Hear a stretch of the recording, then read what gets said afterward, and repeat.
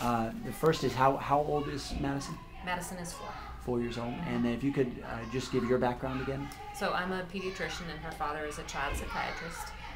And she actually started at Victory about a month before her 4th birthday. Okay. And what was the main reason you had for starting her? Well, we were, anticipating her starting school, and she's a shy person, and so we wanted to bring out her confidence a little bit. And also, she had some issues with some bullying and some cousins, so we wanted to bring out her confidence in her own skills and her own rights. Okay, good. And well, you say that because that's important, their own right. Because if a child doesn't see that they have the ability to stand up for themselves, that's where it starts. Absolutely. In the confidence right. level. Then, did you have any reservations about starting her at her age, or? Well, as with anything, I was concerned that she wouldn't want to do it and it would be a battle. But, Ms. Bernal reassured me that, we just kind of had to go with it, and that she hadn't had anybody yet who she hadn't been able to get through. So we went with it, and there were a few challenging days, but we were able to kind of give over control to Ms. Bernal so that she could make that transition happen. And that's really, it was only a matter of weeks before it was pretty routine. Okay. Then why do you think so many parents have a hard time giving up that control or recognizing the validation of a third party? Well, I think especially at this age, it's still hard for us to feel like it's not our job to do it, and also it's very difficult. I think some of us feel embarrassed if our child is the one in class kind of making a lot of noise and creating a ruckus. But just like with discipline, it's important to sort of hand over that control in the appropriate environment. And when we did that with both Mr. Pope and Ms. Bernal, the response that Madison had to them was immediate compared to the bargaining that we were having to do with her. And I think that's most parents. Yeah, absolutely. That's almost the default model. Oh, as a very parent, frustrating. is the negotiating and the bargaining. Yes. But unfortunately, what it teaches kids is that they can bargain. Exactly. And the reality is, you're the authority. Exactly. You and your husband, that's the ultimate authority in your child's life. And it really did help us model that same behavior at home. Then with her and with discipline was recreating that environment where we weren't bargaining.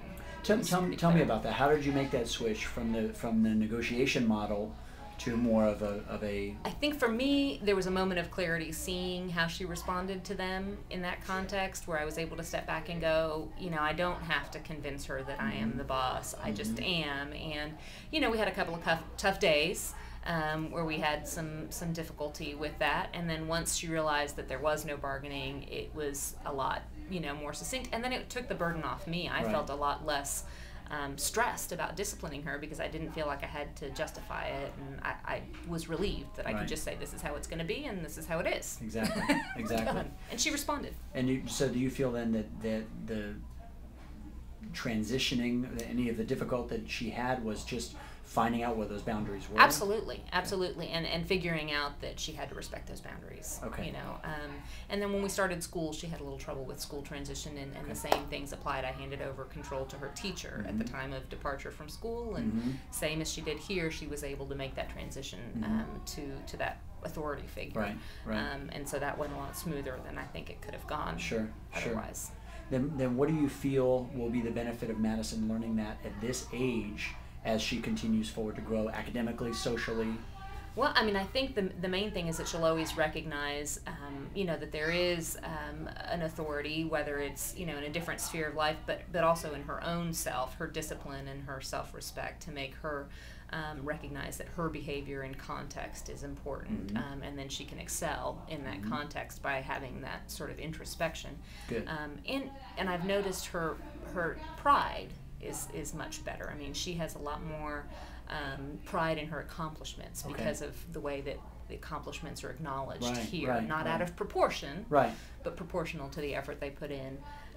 And so I've seen that already, that she has a good basis of really recognizing her own achievements and then recognizing them in others as well. And that's one of the things I liked the most here, was the older children, not that much older, but the ones that helped her along and really patted her on the back. And she took that home and told us, Samantha was really proud of me today.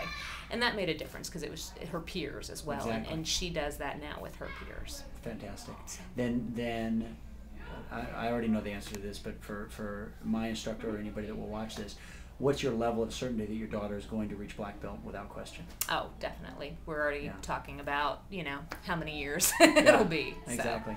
Then the final question, because this is a concern for many parents that don't have your perspective about education, about behavioral impact. Many parents hesitate in setting a long-term goal for their children, saying, what if my child doesn't want to do it, or my child's only 4 years old, how can I do a 36-month curriculum? What do you feel the value is of having that length of a time period? Well, she's obviously not aware that there's that kind of time period on it, and she doesn't need to know that, but I know it, and so we came into this with the commitment that this was not something we were going to try, it was something we were going to do. Yeah.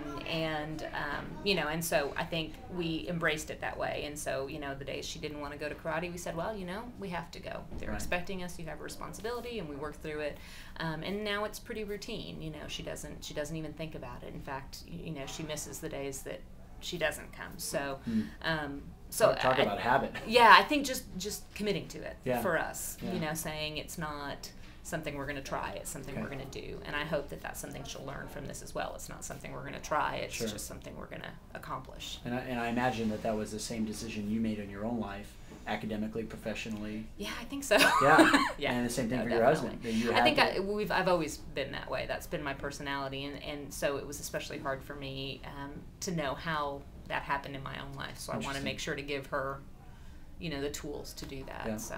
Yeah, fantastic. Wonderful. Well, thank you very much.